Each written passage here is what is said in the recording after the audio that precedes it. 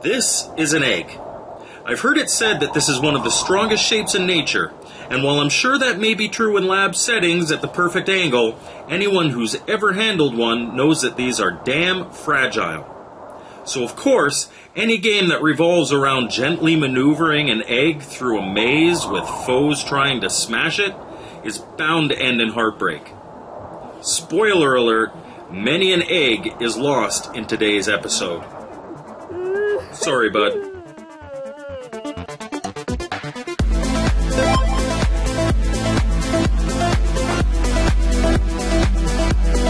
Welcome to Mike's Gaming Gala. I'm Mike, and this week we're looking at Penguin Land by Intellivision Collector for, you guessed it, the Intellivision.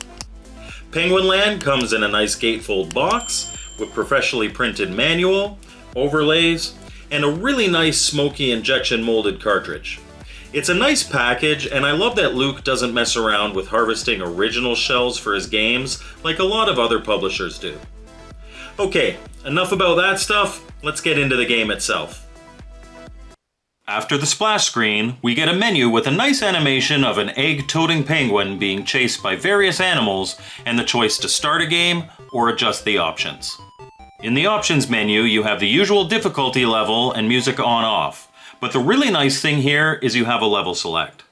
Here, you can choose between levels 1 to 19, which is really nice, especially in a puzzle game like this, where you may play a few levels in one sitting and then come back to it another day.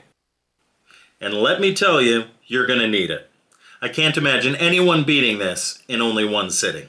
Starting the game, some of you may notice that this is a loose port of the Master System game of the same name. The goal of Penguin Land is to safely get your egg to the bottom of the level. You do this by pushing it around and digging underneath it to let it drop. Of course though, it's an egg, and can only drop so far before it cracks.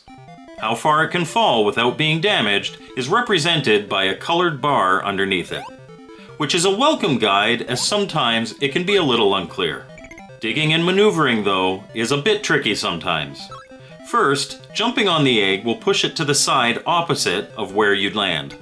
But if the egg is in a position where it can't move to the side, jumping on it will crack it.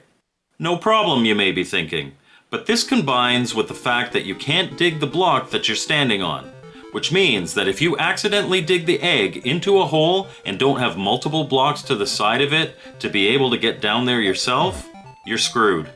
Sometimes, when you're falling down to catch up to the egg, you accidentally drop in a way that pushes it to the wrong side and traps it as well. On the overlay is marked a button for break egg. If you're anything like me, you're gonna use it. A lot.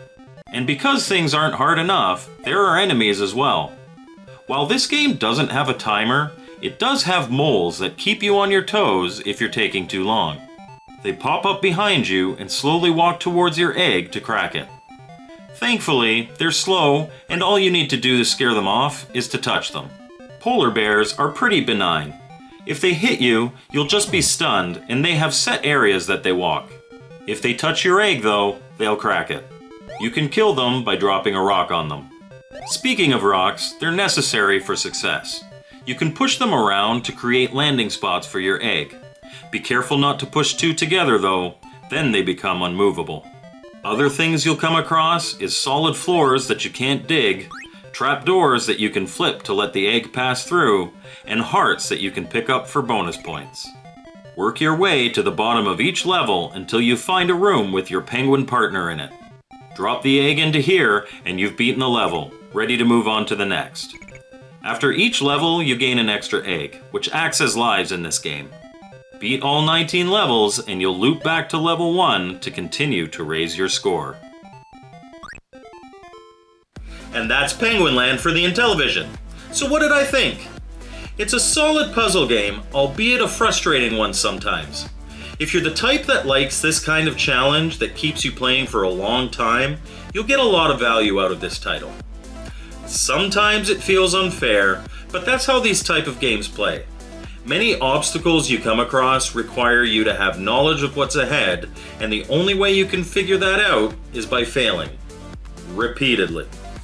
There are plenty of traps, and a simple slip of the controller can sometimes put you in an unwinnable situation. If you stick to it though, it makes the accomplishment of beating that level that much more satisfying. So frustrating? Yes, absolutely. But frustrating for the right reasons. Worth your money in my opinion.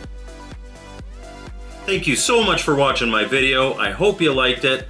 As always, I've got my contact info on the screen, and we'll see you next time on Mike's Gaming Gala.